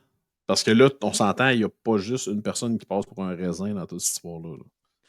On a une grappe au grand complet. Tu parles de choses qu'on ne se souviendra pas dans quelques années. J'ai eu un flash hier. Y a-t-il des développements sur le fameux scandale des fausses signatures? Pas à ma connaissance. On va regarder cette semaine, puis on en reparlera peut-être la semaine prochaine. Je ne suis pas là la semaine prochaine. J'ai eu un flash cette semaine, j'étais là. Mon Dieu, Mais je on sais, n'a il y a pas déjà entendu plus parler. personne qui en parle. Ça n'existe plus. C'est comme Rocky 5, c'est comme Marc Messier avec les Canucks, ça n'existe pas. Blablabla. Hey, messieurs, parlant de la WNBA, je pensais que les NFT c'était terminé, mais malheureusement non. Il y a une vente record d'une NFT 1 de 1, Gold Vinyl, qui appelle dans Prison, de Caitlin Clark recrue, qui s'est vendue pour 51 248 $. Une NFT, on s'entend, là, pour ceux le monde qui ne savent pas c'est quoi une NFT, c'est une carte virtuelle. C'est une carte que tu peux ouvrir sur Panini Blockchain, puis ça reste virtuel. Tu ne l'as pas dans tes affaires. Tu l'as dans ton portfolio de blockchain. C'est comme un Bitcoin, si on veut, dans le monde des cartes. Mais personnellement, je pensais que la vague NFT était terminée, mais là, 51 000 $ pour une NFT de Caitlin Clark, c'est spectaculaire. Oui, sauf que d'un autre côté, c'est 10% de la valeur d'une vraie carte. Là. Les Lego Woman qui sont vendus il y a quelques semaines, on était dans le demi-million. Ouais, mais un logo Woman autographe, ça, c'est une. C'est ça. Je suis d'accord, mais ce que je veux dire, c'est que oui, c'est un montant d'argent quand même assez substantiel pour de l'air, mais on est encore loin de la vraie chose. Là. Ouais, mais quand même, Non, 51 000 $ j'ai pour pas dit que c'était pas de l'argent, Mike. M'a sortir dehors, m'a me prendre un bocal, m'a crisser dedans, merci, bonsoir. Là, je veux dire, ça va faire la même affaire, là, ça m'a coûté pas une scène. Mais non, mais je me demande jusqu'à quel point les NFT sont rendus dans le lobby et sont revenus. Tu sais, clairement, c'est pas oublié là, quand quelqu'un achète ça à 51 000 $. Là. T'es en train d'insinuer que les NFT sont les Tamagotchi des cartes, c'est ça? Ben, c'est un beau parallèle. Là. Non, mais tu sais, si t'as de Ça commence à l'argent, revenir tranquillement parce que mes enfants jouent avec, Marine. Fait que si t'as j'imagine de que ça va être ça. l'argent, puis t'en as déjà dans ton portefeuille des NFT, puis tu vois juste baisser depuis plusieurs années, mais t'as de l'argent, ben, t'es porté à faire ce genre d'achat-là pour essayer de remonter le marché à quelque part, là, tu sais. C'est sûr, c'est des gens qui ont des poches ultra profondes pour faire ça.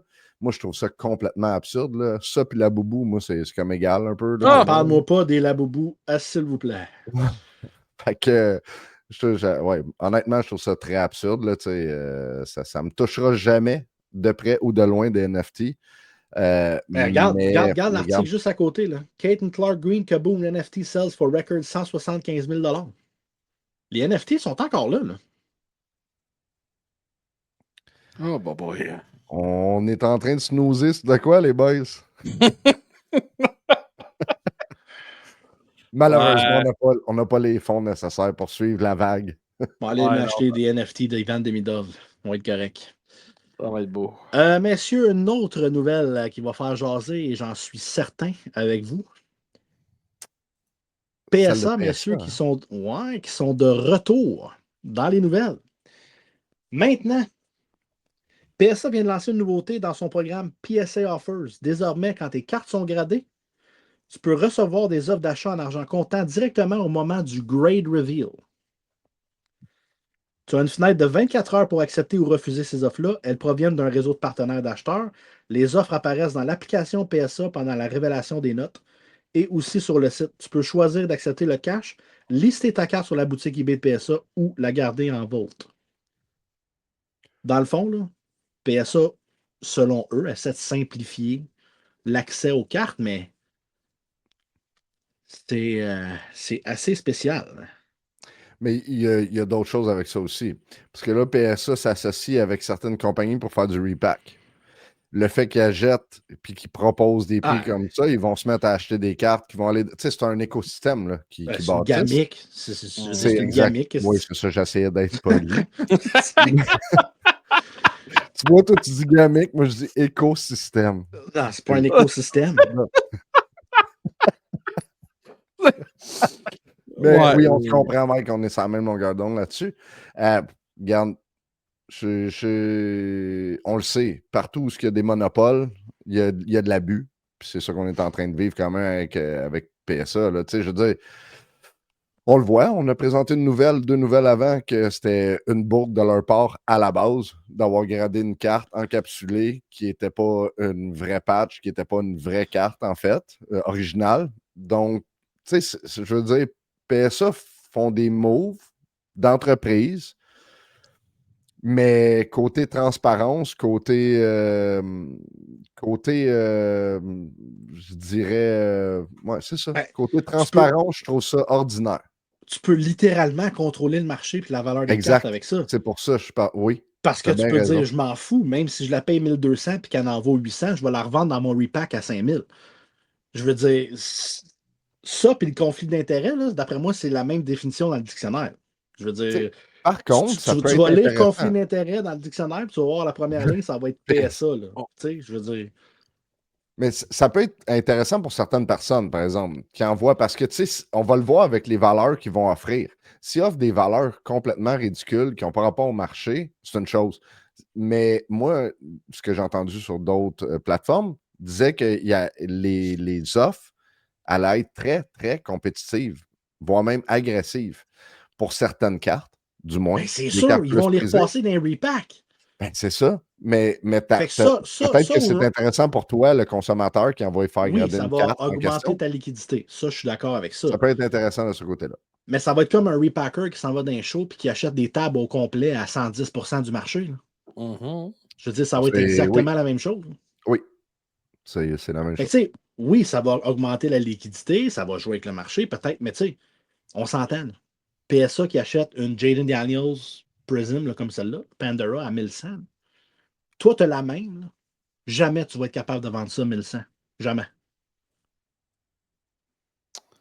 C'est là, que je trouve qu'il y a un petit peu de Je problème dans toute comprends. la patente. Là. Je suis d'accord, mais tu sais, vous le dites depuis tantôt, là, je sais pas dans quelle langue il faut le dire, mais c'est même plus du conflit d'intérêt, là. Tu sais, rendu là, Satlick, c'est comme un deal absolument honnête pour tout le monde, là. Puis l'école à 500 millions, elle, comment tu Oh, trouves ça? parle-moi-en pas de la CAQ, ça clique Tu sais, et l'argent dépensé, s'il vous plaît. mais ce que je veux dire, c'est que, tu sais, c'est quand même la compagnie. Tu sais, je veux juste dire ça, là. Je dis ça puis je dis rien. Mais tu sais, c'est quand même la compagnie qui s'est associée à PWCC.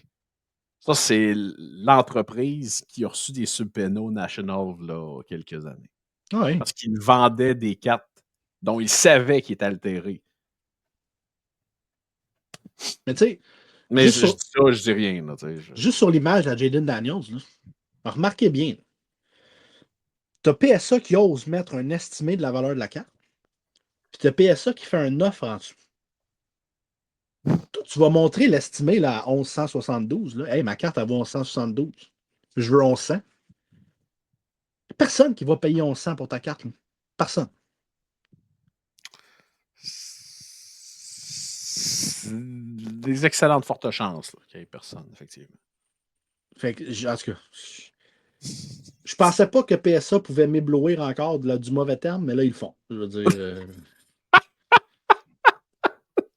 Le pire, c'est qu'ils vont se retrouver des nouvelles encore là dans 2-3 semaines, comme à l'habitude, avec une nouvelle affaire qui ne fera pas l'unanimité. Mais ils sont tellement puissants. Écoute, tu sais, en même temps, ils ont tellement fait d'argent, puis ils sont tellement rendus puissants que, tu sais, un moment donné, tu arrives là, puis c'est sûr, certain, en tant qu'entreprise, tu as des surplus, là, puis là, tu te dis, OK, on pourrait inventer une nouvelle affaire, on va les acheter, les cartes. On ne va pas juste les grader, on va les acheter. On va les acheter plus cher que le marché. Puis là, tu es rendu avec Fanatic qui fait ça avec la production, puis là, tu as PSA qui fait ça avec le grading, puis l'achat de cartes, puis la revente de repack. Tu sais, je veux dire, tu as une compagnie qui grade des cartes, qui va te racheter, puis qui va faire des repacks avec. Allô, l'objectivité? Allô, Puis qui vont vendre les repacks en par l'entremise. sachant à qui ils vendent. And shit. Tu sais, des fois, je me dis, est-ce que.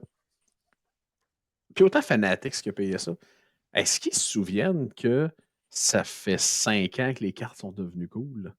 Et que dans la vie, tout domaine de collection, que ce soit les cartes, la monnaie, les chars, les antiquités, les whatever, c'est des cycles et c'est des modes. Excuse-moi, mais là, tu sais, ils me font penser à une entité qui essaye de plaire à tellement de nouvelles personnes qui sont en train d'oublier Ben, les collectionneurs. Des fois, je me demande si Fanatics, tu sais, je regarde juste ce qui se passe présentement, les grosses rumeurs concernant le Topps Pro Debut. Tout le monde, sur tous les forums, tout le monde est unanime de dire que c'était le dernier produit de collectionneur. Puis là, Topps, ils viennent mettre des logos man là-dedans. ouais, t'es fait. Mais qui a demandé ça? Tu sais, qui a demandé ça? Qui a dit, hey, c'est vraiment cool qu'il y ait des logos? Personne. Tu sais, je sais pas, là, je sais pas. Peut-être que Michael Robin, il faudrait qu'il écoute notre show une fois de temps en temps et dire, hey, savez-vous quoi? Il y a encore du monde là, qui aime ça, s'acheter une boîte à eux autres, puis ouvrir leur propre paquet, puis collectionner des choses et pas genre les flipper, puis pas les. Je sais pas. Puis là, j'en entends qui vont dire le vieux radoteux, là, tu sais, sors de ton sous-sol, puis le marché de la carte, puis ça. Je suis d'accord, là. Mais tu sais, à la base, tu sais, dans la vie, là, à un moment donné, t'as bien beau t'étaler, tu reviens à la base, là. Mhm. Tu sais, puis l'exemple que je donne toujours, là, tu sais, dans les années 1800, il y avait des magasins généraux. Mais là, on a tellement évolué, on est rendu avec des Walmart. C'est un sacrement de gros magasin général. Là. Fait que toute cette évolution-là fait que tu reviens au point de départ. C'est ça, des fois, que je. Tu sais, PSA se disent, là, dans le fond, PSA, c'est quoi la prochaine étape? Là? Ils vont-tu se faire genre un parti politique? Ils vont-tu. Non, mais là, écoute, hey, sky's the limit. Là, hey, là qu'est-ce qu'on pourrait grader? Hey, on pourrait se mettre à grader des cannes de soupe, ce serait écœurant. Ben, ils vont se partir une compagnie de shipping, puis ils vont shipper tes cartes aux mains. La plus grosse évolution qu'ils pourraient faire en tant qu'entreprise, selon moi, ça serait qu'il y a des points vraiment là, répandus partout sur la planète que tu peux y aller, tu attends 25-30 minutes, tu as ta carte gradée en main, tu repars avec. Merci, bonsoir. Tu arrives là, tu repars. Ouais. Ça serait un giga upgrade de leur bar. Le pire, c'est qu'ils ont, d'après moi, là, ils ont les ressources pour le faire au moins sur 1 ou 2 spots aux États-Unis. Mais on s'entend-tu, là, cette nouvelle-là vient de boucler la boucle pour SGC. Là. Ceux qui pensaient que SGC allait peut-être renaître de ses cendres, ont oublié ça. Là. L'argent de collecteur puis de PSA va dans PSA directement. C'est. Mais encore là, tu sais, pourquoi anéantir SGC? Tu sais, non. Il y a une bonne façon de penser, puis c'est celle-là, OK? Ouais, mais non. C'est celle-là, OK?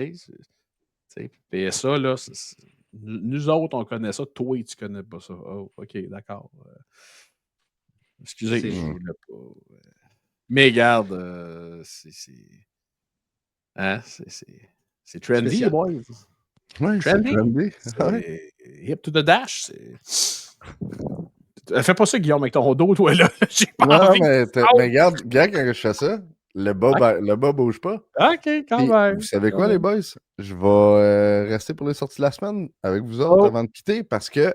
Ah, ben même reste jusqu'à la fin, il va rester question aux auditeurs, ça va terminer après. Fait que... Ben, si vous voulez, il y en a. Ouais, c'est vrai, il n'y en a pas tant que ça. Ben, on irait sur les questions de les sorties là. Ouais, c'est ça. On va sur les questions de la semaine, on va comme ça direct. Non. Je sais pourquoi tu vas être là pour les sorties de la semaine, hein?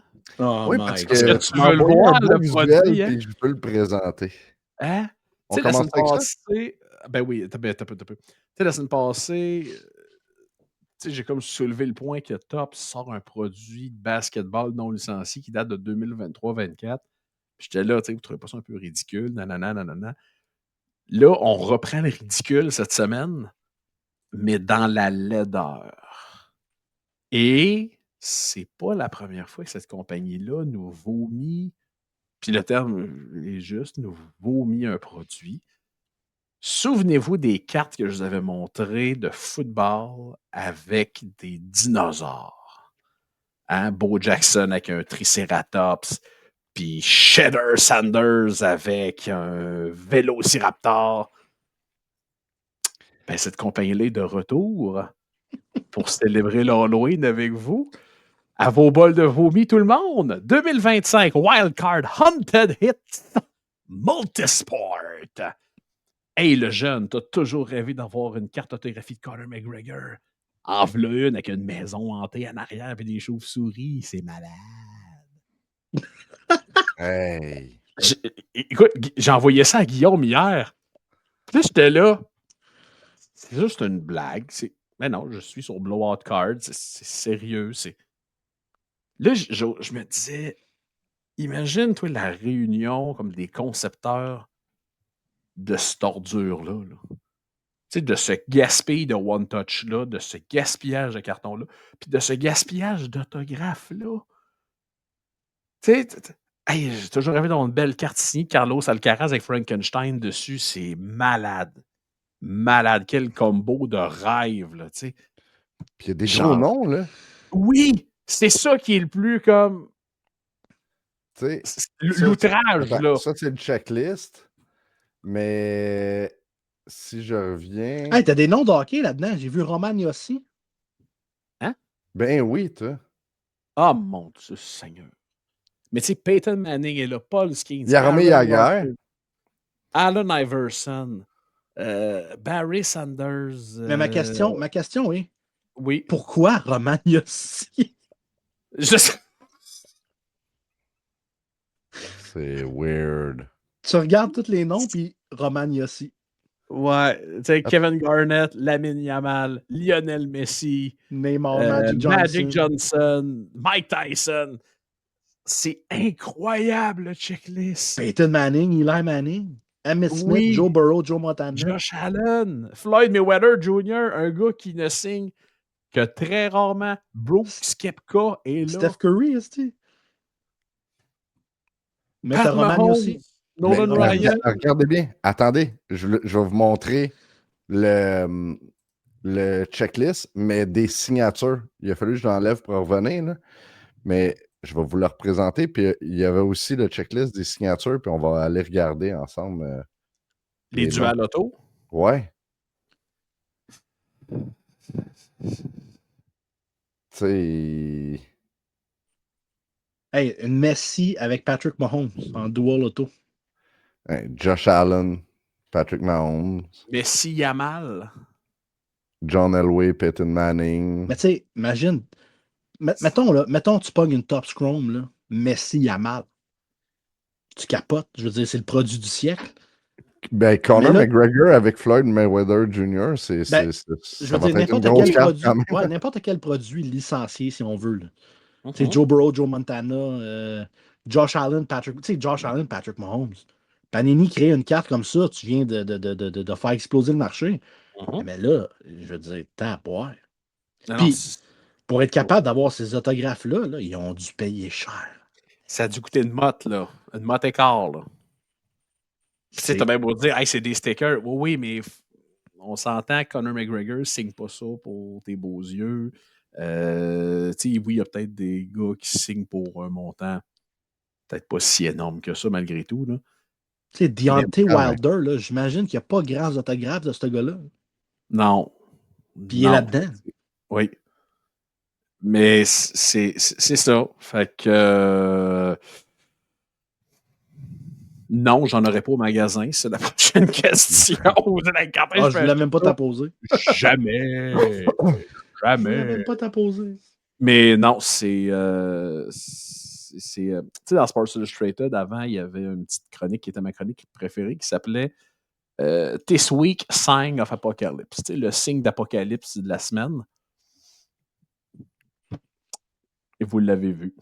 Bon, chose sérieuse, on a une petite semaine de sortie. Puis là, je dis ça des fois, puis finalement, j'en oublie. Mais non, je vous confirme que c'est assez smooth, merci. On a Topps Tier 1 Baseball qui ne franchira pas notre beau grand pays. On a 2024-2025 Panini Obsidian Basketball.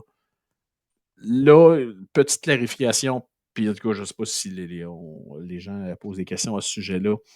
La licence de Panini terminerait, dans le fond, le 30 septembre. Le 1er octobre, Topps a la licence. préparez-vous que le 2 octobre, ils vont nous annoncer le Topps Flagship Basketball qu'on a présenté là, il y a quelques semaines, les rappers. Sinon, écoute, sincèrement, Prism Baseball 2025, c'est pas mal ça. On a plané Prism, FIFA, Club, World Cup Soccer, Hobby, Mega. Ça fait longtemps que j'ai pas vu une semaine tranquille comme ça. Cependant, la semaine prochaine, on aura un produit bizarre. Keepsake vont sortir. C'est la semaine prochaine qui sortira le produit Keepsake sur Bob Marley. Et ça, c'est vraiment particulier. Ils ont acheté un piano qui a été utilisé par Bob Marley dans une tournée. Et ils ont fait des cartes avec les touches du piano. OK, intéressant. Quand même. Fait que, hâte de voir à quoi ça va ressembler. Le prix n'est pas exorbitant non plus. Juste hâte de voir si ça sortira bel et bien la semaine prochaine. Je dirais Keepsake, ils ont bien des qualités, mais ils ont un défaut maudit que leurs produits ne sont jamais à temps. Et surtout, ils retardent les produits comme la semaine c'est censé sortir, ils retardent. Là, mais tu sais, comme il y a eu un produit qui est sorti il y a quelques semaines de Green Day. Ouais, Garbage Pail Kids. Ouais, c'est ça.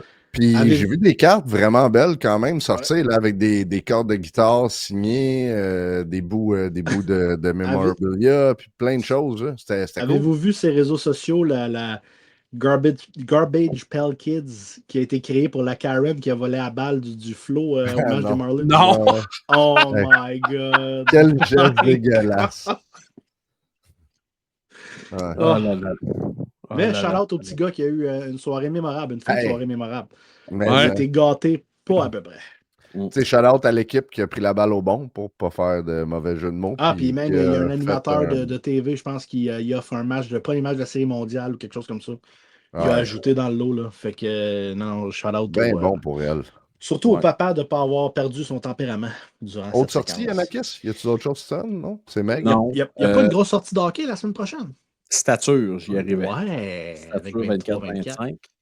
Et ce qui est le fun, c'est qu'avec la disparition des contre-tarifs, ça va être un petit peu plus achetable. T'as 2 années recrues là-dedans. Là. Ouais, là, ça, c'est une autre affaire. Là. Fait que, les contre-tarifs s'en vont, mais t'as l'année Bédard recrue. Là. Fait que les prix vont... Pas tant que ça. Non? Je te dirais, là, si vous fouillez ça un peu, là, il y a de la prévente à 299,99. Est-ce que c'est vrai que tu vas avoir du game use de Bobby Orr là-dedans? J'ai entendu parler que Upper Deck avait mis la main sur plusieurs articles de Bobby Orr qui étaient game use, qui étaient peut-être pour The Cup, mais qui en aurait probablement dans Stature aussi. Ça pourrait être le type de produit qui pourrait avoir des belles pièces qui pourraient se retrouver parce qu'il y a des maudites belles patchs dans Stature. Là, tu es en train d'insinuer que le checklist de Stature est sorti? Non, mais il y a des photos qui sont sorties. Non, j'ai vu des previews moi aussi, mais pas de checklist encore. OK, on va... investiguer. On va fouiller ça. Fait que c'était tout pour les sorties de la semaine, mon Yann. Oui. Semaine que mes employés de Backstore vont être très satisfaits parce qu'il n'y aura pas grand-chose à placer. Il en faut des comme ça. C'est là qu'on fait du ménage. Exactement. Guigui, lance-nous sur les commanditaires. Puis juste avant de commencer sur les commanditaires, on est au courant de ce qui se passe avec Stack et les breaks présentement. On travaille pour trouver une alternative là, avec Joe présentement pour voir qu'est-ce qu'on peut faire pour remplacer ou améliorer le 15$ crédit break pour les membres Patreon. Pour l'instant, on l'a ce mois-ci. Il va y avoir des breaks, c'est sûr, sur le site de Stack qui vont se faire durant le mois. Mais on travaille sur cette situation-là. Donc, allez. Guillaume. Yes. Désolé. Donc, Stack offre aux membres Patreon 15$ de crédit break par mois. En plus d'offrir la chance de gagner l'un des 2 certificats cadeaux de 100$ lors du tirage tous les mois. Pour participer au break, entre autres, rendez-vous au stack.ca ou sur les différents réseaux sociaux. Choose Your Grading offre, quant à eux, aux membres Patreon, 10$ de rabais par mois applicable sur l'envoi de 5 cartes au grading. C'est donc 2$ de rabais par carte jusqu'à concurrence de 5 cartes. Vous pouvez les retrouver sur leur page Facebook. Et vos rétros offre en tout temps aux auditeurs un rabais de 10% à l'aide du code promo SHOW10. En plus d'offrir aux membres Patreon lors du tirage tous les mois 3 superbes prix. Le premier est une carte cadeau de 100 $, le deuxième est une carte cadeau de 80 $ et le troisième, finalement, est une carte cadeau de 50 $ valide sur l'ensemble des produits Evo Retro, disponible sur leur site internet au evoretro.ca ainsi que sur toutes les plateformes de réseaux sociaux. Consignation Savage offre en tirage chaque mois à nos membres Patreon 10 certificats cadeaux de 20 $ échangeables sur l'ensemble de leurs produits et services. Rendez-vous au app.consignationsavage.ca ou retrouvez Savage Card sur les différentes plateformes de réseaux sociaux. TheCards.shop, la plateforme de vente québécoise, offre chaque mois lors de notre tirage exclusif pour les membres Patreon la chance de remporter l'un des 4 crédits de 25 $ à dépenser librement sur leur plateforme pour acheter les cartes de votre choix. Et ce n'est pas tout. En tant que membre Patreon, vous profitez en tout temps d'un remboursement de 50% sur les frais de traitement, soit 50 sous par carte, lors de la vente de vos cartes sur TheCards.shop, jusqu'à un maximum de 50 cartes par mois. Retrouvez-les sur TheCards avec un S.shop. Et finalement, la foire aux cartes offre un Gold Mystery Pack en cadeau à faire tirer tous les mois. Mystery Pack qui pourrait contenir une paire de billets pour les Canadiens notamment. Allez les découvrir sur les réseaux. Mention qu'on a fait le tirage du mois pour ce qui était dû pour le 1er septembre. Le tirage a été fait en début de semaine. Pour ceux qui n'ont pas encore réclamé leur prix, sachez que vous avez un mois depuis l'apparition du tirage. Les gagnants sont disponibles sur Patreon et les différents partenaires sont au fait des différents gagnants. Sinon, autre chose à rajouter, ça serait plaisant de voir des gens s'abonner à notre Patreon. Patreon qui est toujours très présent, qui vous le voyez, on a plein de prix qu'on offre, le tirage, tous les avantages, en plus d'avoir les épisodes avant tout le monde. Vous avez des épisodes spéciaux des mois avant tout le monde. Puis, comme qu'on voit que les écoutes montent dernièrement sur toutes les plateformes, ce serait plaisant aussi de voir sur Patreon des nouveaux membres embarqués dans la gang. Fait que, on vous invite pour 5 $ par mois. C'est un très beau retour sur investissement.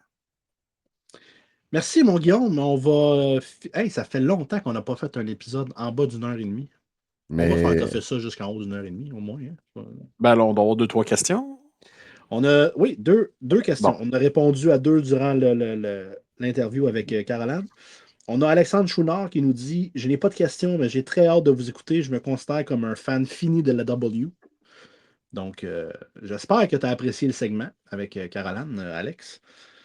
On a 2 questions. Les deux questions viennent du même auditeur. Stéphane McNicol qui dit « J'ai 2 questions pour vous, l'équipe. J'ai plusieurs magazines Sports Illustrated car je veux compléter le set des 21 avec Tiger Woods sur le cover.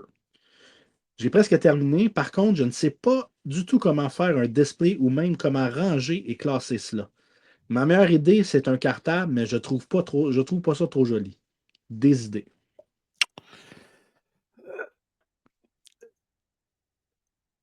Tu sais, moi, j'ai déjà dit, je le dis souvent, moi, je gagne ma vie à décevoir du monde. Tu sais, à chaque semaine, il y en a qui arrivent avec des scores 91-92, ils pensent qu'ils sont milliardaires.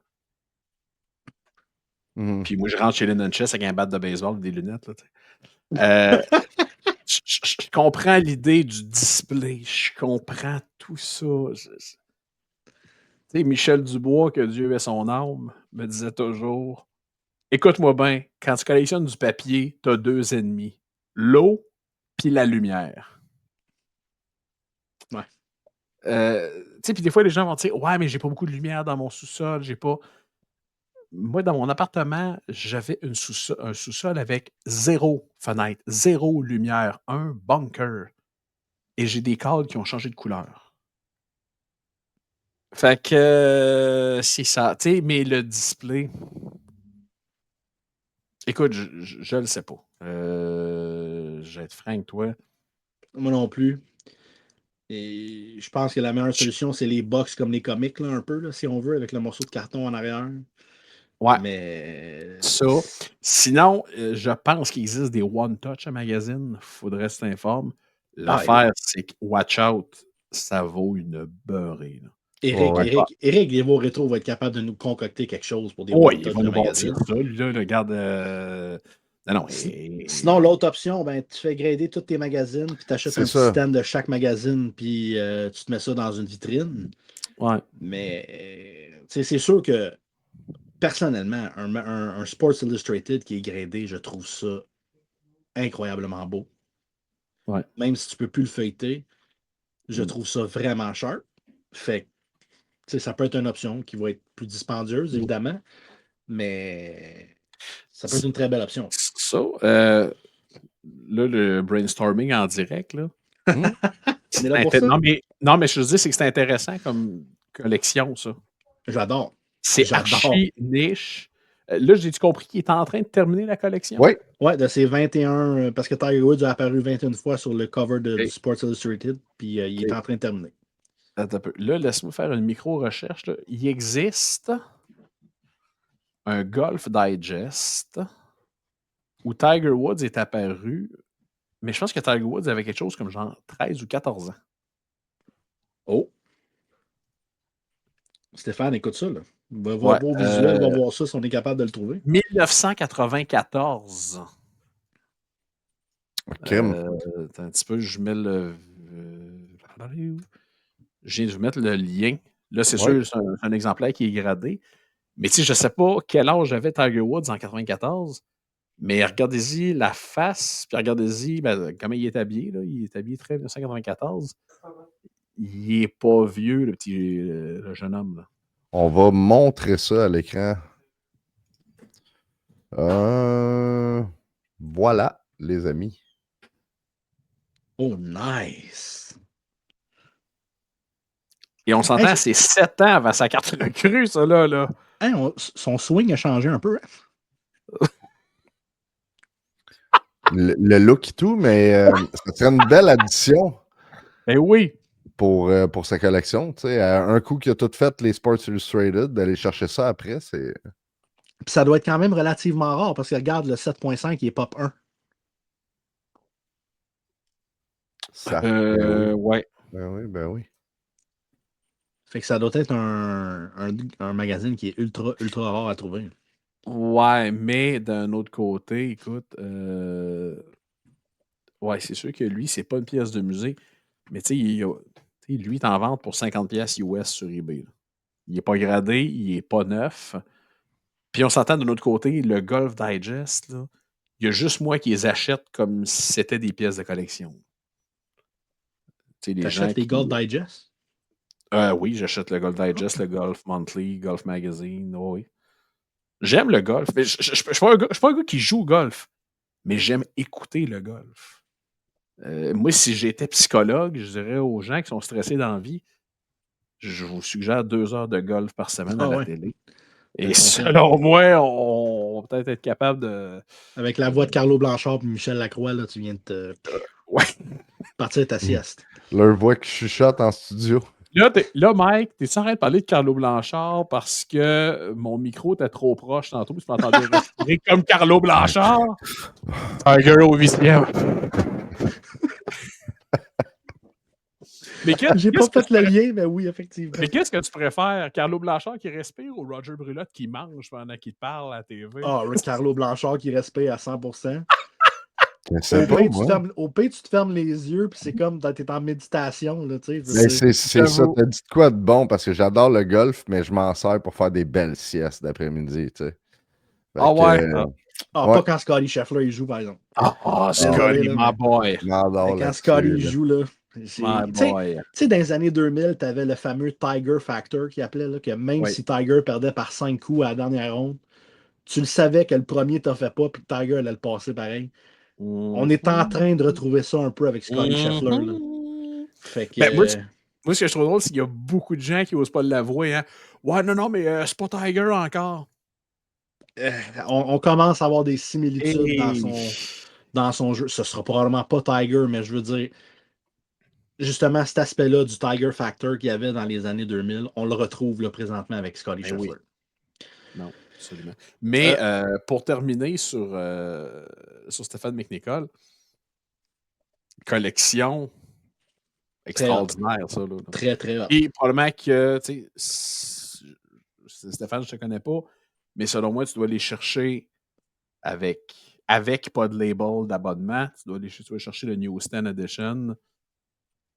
Ça peut être une belle quête, mais souvent, ces gens-là vont, je vais leur parler, ils vont venir en magasin, ils vont dire, mais là, d'un coup, mon défi va être fini, je collectionne quoi? Ben, je collectionne quoi?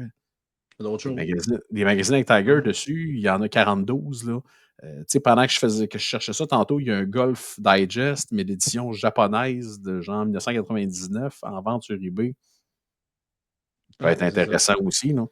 Mais Stéphane, si tu passes encore à notre booth au show de Montréal, montre-nous quelques photos de cette collection-là parce que c'est vraiment hot comme défi puis comme collection.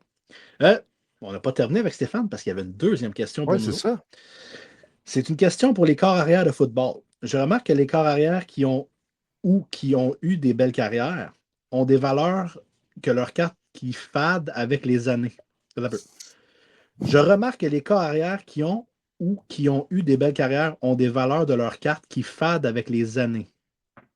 Je comprends pas trop. Ouais, ok, je peux comprendre. En fond, ce qu'il veut dire, c'est que les valeurs diminuent. Puis, diminuent.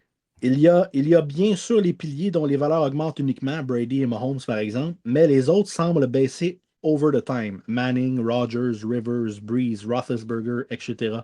Quelles sont vos prédictions et opinions sur les QB comme Josh Allen, Lamar Jackson puis Jalen Hurts? Est-ce que les valeurs vont finir par fade aussi ou bien l'ère super moderne fera en sorte que leurs cartes vont garder de la valeur? Puis, parenthèse, vite. Sports Cards Nonsense ont sorti une statistique la semaine passée que le capital investi dans les 4 recrues de Tom Brady surpassait le 12 millions de dollars de capital investi dans les 4 recrues de Tom Brady.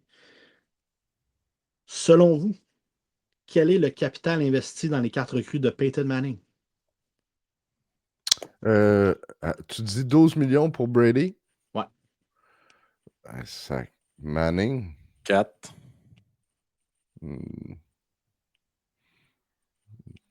2,5. Me semble, en tout cas, à ma connaissance, quand ils ont parlé, j'ai bien compris, là, c'est près du 900 000. Même pas 1 million. Même pas 1 million. Mais c'est ça le problème du football. Moi, j'ai collectionné le football longtemps. Et j'ai l'impression que les collectionneurs de football ont malheureusement très peu de mémoire. Tu sais, c'est beaucoup, genre, hey, la recrue qui est hot là, ouais, mais la recrue à ce deuxième minute est encore cool. Ouais, mais là, il est encore plus hot que ça. Ouais, mais peut-être pas. Tu sais, quand tu regardes le prix de certaines cartes, tu sais, si, mettons, tu disais, j'aimerais savoir une Peyton Manning autographiée.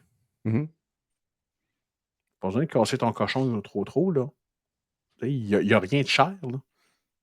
Il n'y a rien de cher à part quand tu tombes dans des choses super extravagantes. Mais ce que je veux dire, c'est que c'est très raisonnable. Et commun? Oui, parce que c'est un gars qui a signé énormément. Souvenez-vous, quand Upper Deck a fait faillite en 2009, si je ne me trompe pas, Upper Deck lui devait plus de 500 000 $ pour des signatures non payées. Oh! Ouais. Mais pour revenir à sa question avec les joueurs d'aujourd'hui, j'ai de la misère à croire que les cartes vont fader tant que ça parce qu'il y a tellement d'argent qui a été investi dans ces cartes-là qu'un peu comme Nick Boutiette et les Anthony Richardson la semaine passée qui dit tant qu'à les vendre ce prix-là, je vais les garder. Je suis d'accord. Mais le jour où, je dis n'importe quoi, Lamar Jackson prend sa retraite, admettons qu'il n'y a pas de bague du Super Bowl, là, ben il va y avoir un nouveau carrière qui va arriver. Il y a quand même ces 2 MVP. Tu sais, je veux dire... Oui, je suis d'accord. Mais ce que je veux dire, c'est que les gens ont la mémoire archi courte. Ouais. Et encore plus au football. C'est ça que j'ai réalisé avec le temps, malheureusement. Malheureusement. Tu sais, moi, j'étais borderline scandalisé de voir, là, on recule, là, peut-être 10 ans, 15 ans. Tu sais, j'étais capable d'acheter des jerseys de légende, là, de Dick Butkus de ce monde. Grosse vedette là, des années 50, 60, 70. Je payais ça 3 piastres. Ouais. Je me disais, mais allô? Les gens payent des prix débiles mentales pour Jamarcus Russell, mais tu peux acheter un jersey de Johnny Unitas pour 40 piastres. Au secours. Mais bon, autre temps, autre mœurs. Et Dieu merci, ces cartes-là, quand ils apparaissent sur le marché aujourd'hui, se vendent bien plus cher qu'à l'époque. Mais tu sais, lui, il parle de Josh Allen, mettons. Ouais. Le monde a tellement investi d'argent dans Josh Allen que j'ai de la misère à croire que ces National Treasures RPA, mettons, à la fin de carrière, vont valoir en bas de 2000 $ ou en bas de 1000 $. Ben, moi, je dis pas que ça va tomber, mais si ces gars-là n'ont pas des carrières fulgurantes, fabuleuses, j'ai de la misère à voir pourquoi ces cartes-là prendraient de la valeur soudainement. Pourquoi cette carte-là qui vaut 2000, 2500 pièces monterait à 4000? Admettons là, qu'il n'a pas gagné de Super Bowl. Il est bien parti, en tout cas. Il a battu Lamar Jackson en première week 1. Donc, ça va être à suivre. Écoute, ça fait le tour des questions de la semaine. Questions des auditeurs. Un gros merci, les boys, pour cet épisode. By the way, j'ai écouté les derniers épisodes et exceptionnel avec Nick Boutillette qui nous présente sa collection. Gros shout-out à Nick d'avoir passé sur le show. Ouais. Gros merci à tout le monde qui nous écoute à toutes les semaines. On le voit encore, ça monte. Malgré le fait qu'il y a plus de diversité dans les podcasts de hobby, nous, on continue à monter. Donc, un gros merci à vous tous. On a vraiment la meilleure communauté, là. Je veux dire, autant tu le vois, il y a encore eu un post là, sur le groupe, là, et quelqu'un posait des questions. C'est des questions de base. Tu vois que c'est quelqu'un qui vient de rentrer dans le hobby. Plein de monde l'ont aidé, plein de commentaires d'un peu partout. Ça va dans toutes les directions, mais c'est tout là pour aider. Tu le vois. Toutes les fois qu'il y a des posts de ce genre-là, il y a tout le temps une réponse de ce type-là aussi. Puis, sans prétention, là, on est la communauté du hobby. Là. On va se le dire. Là. Je veux dire, tout le monde est là pour s'entraider. Là, c'est dommage. Là, les sous-chats Messenger vont quitter. Fait qu'on n'aura plus nos sous-chats qui vont sortir parce qu'il y avait beaucoup d'entraide de finition de sets sur ces chats-là. Mais on va accepter les posts, là, évidemment, là, qui vont être à pour cette partie-là. Donc, évidemment, on acceptera pas encore les posts de vente. Se partir un Discord, peut-être, éventuellement. On avait essayé avec Greg. On avait déjà essayé avec Greg. C'est compliqué un peu, mais oui, on pourrait l'essayer, refaire un Discord. Puis pour qu'on puisse jaser et avoir les channels nécessaires. Mais non, vraiment, merci à la communauté. Merci d'être là toutes les semaines. On a hâte de vous voir au show de Montréal. Vraiment. Ça approche. C'est dans moins d'un mois. Ça va être le fun. Dis-moi pas ça. Un gros merci encore à Caroline. Puis en espérant que vous avez aimé le segment. Elle m'a texté. Très bien aimé son expérience sur le pod. Donc, super plaisant. Encore une fois, un gros merci pour sa présence. C'est très apprécié. À toute personne là, qui se dit hey, je sais pas si j'aimerais ça aller sur le podcast. Là. Voyez-vous, à toutes les fois qu'on a des invités, les gens sont stressés. Hey, là, et on ne mord pas. Là. On est gros, on est barbu, là, mais. À moins que tu ressembles à un Baconator, ça se peut qu'Yanakis il gruge un petit peu, mais c'est. Ouais, là, non, ça, je suis d'accord avec toi. Elle donne le goût. Un Baconator, toujours. Mais, écoute, vous êtes intéressé à présenter votre collection? Écrivez-nous en privé. Ça va nous faire plaisir de vous recevoir. Show de cartes, c'est ça. On est un podcast pour la communauté. On est un podcast de la communauté. Puis pour la communauté. Donc, si vous voulez vous présenter votre collection, on est là pour ça. Donc, sur ce, messieurs, bonne semaine. Bonne semaine. Merci d'avoir été présent. Ciao tout le monde. Ciao.